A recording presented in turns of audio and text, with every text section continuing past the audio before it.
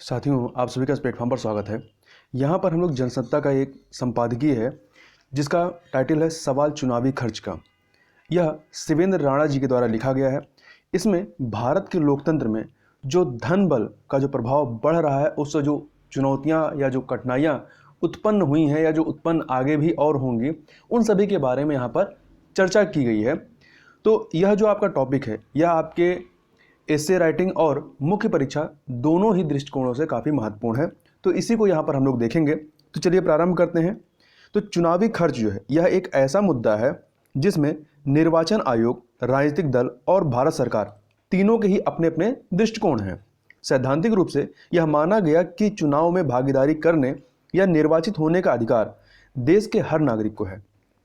इसलिए सबको एक समान अवसर प्रदान करने के लिहाज से चुनाव संहिता के तहत उम्मीदवारों के खर्च की सीमा जो है वो निर्धारित की गई थी, ताकि ऐसा ना हो कि आर्थिक ताकत के बूते धनाढ्य वर्ग चुनाव जीत जाए और अपेक्षाकृत गरीब या सामान्य तबके का व्यक्ति इसमें पिछड़ जाए। केंद्रीय विधि और न्याय मंत्रालय ने निर्वाचन नियम 1961, याद रखिएगा, निर्वाचन नियम 1961 के प्रावधान 90 में संशोधन करते हुए चुनाव खर्च सीमा में 10% इजाफा करने का फैसला किया है। इसके पीछे कोरोना महामारी को कारण बताया गया है। इसके अनुसार लोकसभा चुनाव के लिए अब खर्च की सीमा, जो अधिकतम सीमा है वो कितनी है, वो 70 लाख से बढ़ाकर 77 लाख, 70 लाख से बढ़ाकर 77 लाख और विधानसभा चुनाव के लिए 28 लाख जो थी उसे बढ़ा करके कर दिया गया है 31,75,000 रुपए की जा सकती है। इससे पहले फरवरी 2014 में चुनाव खर्च सीमा बढ़ाई गई थी। चुनाव खर्च की सीमा बढ़ाने के फैसले पर अमल के लिए निर्वाचन आयोग ने कमेटी बनाई है। निर्वाचन आयोग ने चुनाव खर्च सीमा का अनुपालन कराने के लिए कई उपाय कर रखे हैं, जैसे कि खर्च की स्वीकार्यता लागत को तय करना या स्वीकार्य लागत को तय करना, खर्च पर निगरानी के लिए पर्यवेक्षकों की नियुक्ति करना, उम्मीदवार के खर्च संबंधी रजिस्टर की जांच और पर्यवेक्षकों के आकलन से उनकी तुलना, यहाँ तक कि उम्मीदवारों के प्रमुख चुनावी कार्यक्रमों की वीडियोग्राफी करवाना आदि। लेकिन वास्तविकता यह है कि इन सारे उपायों के बावजूद चुनावों में धन के बढ़ते इस्तेमाल को रोकने या खर्च की असलियत का पता लगाने में कोई विशेष सफलता नहीं मिली है। जैसे जैसे धन खर्च के नियमन का प्रयास हुआ है, वैसे वैसे इन नियमों को अप्रभावी बनाने के लिए नए नए तरीके भी खोज लिए गए हैं। इसके लिए राजनीतिक दलों का आपसी सामंजस्य, पार्टियों का इस मुद्दे पर सुविधापूर्ण विरोध, राजनीतिक इच्छाशक्ति की कमी के साथ ही प्रशासनिक शिथिलता भी दोषी है। राजनीतिक दलों का तर्क होता है कि चुनावी खर्च की अब तक निर्धारित सीमा अव्यावहारिक है। उम्मीदवारों पर तय सीमा से अधिक खर्च करने के मामले में उनका तर्क होता है कि यदि चुनावी खर्च की सीमा को बढ़ा दिया जाए तो उम्मीदवारों को अपने हलफनामे में झूठ नहीं बोलना पड़ेगा। इसके बावजूद यथार्थ कुछ अलग है। आज़ादी के बाद भारत के लोकतंत्र पर धन का दबाव बढ़ता ही जा रहा है। लोकतंत्र पर धन के प्रभाव को देखना हो तो कुछ आंकड़ों पर गौर करना होगा। देश के पहले 3 लोकसभा चुनाव में सरकारी खर्च प्रतिवर्ष लगभग 10 करोड़ रुपए था।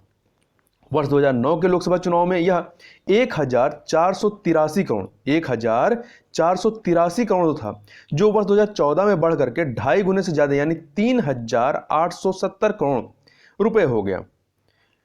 1 करोड़ से अधिक की संपत्ति वाले सांसदों का प्रतिशत सन 2009 में 58% था, 58% था, और 2014 में यह 82% हो गया और 2019 में बढ़कर के 88 अर्थात 88% हो गया। एक अन्य आंकड़े के अनुसार दोबारा निर्वाचित, जो 2014 में निर्वाचित थे फिर 2019 में निर्वाचित हुए हैं, ऐसे सांसदों की संपत्ति में 29 अर्थात 29% की औसतन वृद्धि दर्ज की गई है। वर्ष 2009 में लोकसभा चुनाव में खर्च की सीमा 25 लाख रुपए, 2011 में 40 लाख रुपए और 2014 में 70 लाख रुपए कर दी गई थी। अब इसे फिर बढ़ाया गया, 77 लाख कर दिया गया है। इन आंकड़ों से प्रतीत होता है कि अगर कोई सामान्य या निम्न आर्थिक पृष्ठभूमि का व्यक्ति जन सेवा के लिए राजनीति को माध्यम बनाना चाहे तो उसके निर्वाचित होने के आसार दुर्लभ हैं। दरअसल राजनीतिक दलों के कोष एवं उनके वित्तीय स्रोतों के नियमन को लेकर कभी भी गंभीर प्रयास नहीं किए गए। अगर हुआ भी है तो उन्हें पूर्ण रूप से या तो परिभाषित नहीं किया गया या उनमें ऐसी खामियां छोड़ दी गई जिनका प्रयोग राजनीतिक दलों द्वारा आसानी से अपने अनुकूल किया जा सके। जैसे 20,000 रुपए से अधिक के दान का विवरण देने के कानून से बचने के राजनीतिक दलों द्वारा अपने 90% तक के चंदे को इस निर्धारित सीमा के भीतर बताया जा रहा है। वर्ष 2003 में संसद द्वारा यह बंद किया गया था कि किसी प्रत्याशी के पक्ष में यदि कोई बड़ा नेता उस निर्वाचन क्षेत्र का दौरा करता है तो उसे उस प्रत्याशी के निर्वाचन खर्च में नहीं जोड़ा जाएगा। इसके अलावा प्रत्याशी के अतिरिक्त उसके मित्रों, परिजनों, किसी निजी संस्था या निगम द्वारा राजनीतिक दलों को चंदा देकर अथवा किसी अन्य माध्यम से किए जाने वाले खर्च को प्रत्याशी के चुनावी खर्च में जोड़ा जाना चाहिए। सुप्रीम कोर्ट ने एक फैसले के अंतर्गत राजनीतिक दलों द्वारा किए गए खर्च को चुनावी खर्च में शामिल करने का आदेश दिया था, किंतु यहां भी सरकार ने अपनी संवैधानिक शक्ति का प्रयोग कर इस निर्णय को पलट दिया। वर्ष 2018 में केंद्र सरकार ने चुनावी बांड योजना की अधिसूचना जारी की थी। इसे राजनीतिक दलों को दिए जाने वाले नगद दान के विकल्प के रूप में प्रस्तुत किया गया है। वर्ष 2018 के बजट में राजनीतिक दलों को विदेशी स्रोतों से चंदा या अंशदान प्राप्त करने की अनुमति दी गई थी। उसी अनुरूप विदेशी अंशदान विनियमन अधिनियम 2010 में संशोधन कर दिया गया। इस संशोधन के तहत विदेशी कंपनी की परिभाषा को संशोधित कर दिया गया है। इसके माध्यम से कंपनियों के लिए राजनीतिक चंदे पर लगी अधिकतम सीमा हटा ली गई है। इससे पूर्व कंपनियां अपने 3 साल के शुद्ध लाभ का अधिकतम 7.5% हिस्सा ही राजनीतिक चंदे के तौर पर दे सकती थी। कितना? कंपनियां जो है अपने 3 साल के शुद्ध लाभ का अधिकतम 7.5%। ठीक है। साथ ही उन्हें यह बताने की शर्त से भी छूट मिल गई है अब कि उन्होंने किस दल को कितना चंदा दिया है, पहले बताना पड़ता था। भारत के लोकतंत्र को धन बल के प्रभाव से कई प्रकार की कठिनाइयों का सामना करना पड़ रहा है। इसका सबसे बुरा और परोक्ष प्रभाव है भ्रष्टाचार में वृद्धि, या कहें कि भ्रष्टाचार को अघोषित मान्यता मिलना। करोड़ों खर्च कर चुनाव जीतने वाले जनसेवा के भाव से तो आते नहीं हैं। उनका प्राथमिक मकसद होता है कि अपने खर्च हुए रुपए बटोरना और अगले चुनाव की लागत वसूलना। दूसरा नुकसान यह है कि अपराधियों को भी इससे प्रोत्साहन मिलता है। राजनीति के माध्यम से असामाजिक तत्व और अपराधी माननीय बन जाते हैं, जिससे उन्हें कानून और प्रशासन से प्राथमिकता मिल जाती है और इसका प्रभाव वे अपना वर्चस्व बढ़ाने में करते हैं। वर्ष 2009 के चुनाव में आपराधिक मामलों के आरोपी 29% उम्मीदवार विजयी रहे। 29% जो है उम्मीदवार विजयी रहे जो जिन पर आपराधिक मामले थे। वहीं 2014 में यह आंकड़ा 34% हो गया और 2019 में बढ़ करके 43% अर्थात 43% हो गया है।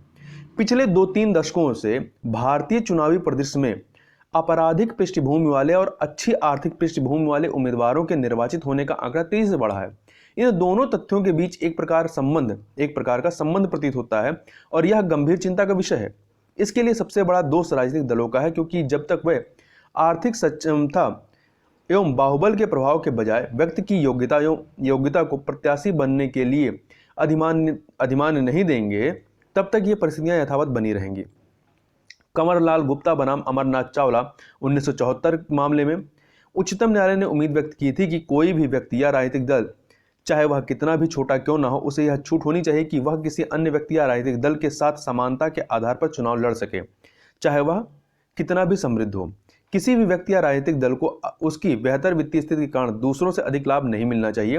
हालांकि वर्तमान में यह उम्मीद पूरी होती तो नहीं दिखती। तो ये आपका आर्टिकल था जिसमें हमने चर्चा की भारत के लोकतंत्र में जो धन बल का जो प्रभाव बढ़ रहा है वो और उससे क्या चुनौतियां हैं, उन सभी की चर्चा यहाँ पर हम लोगों ने इस वीडियो में की। तो इस वीडियो में बस इतना ही। मिलते हैं नेक्स्ट वीडियो में, तब तक के लिए बहुत बहुत धन्यवाद।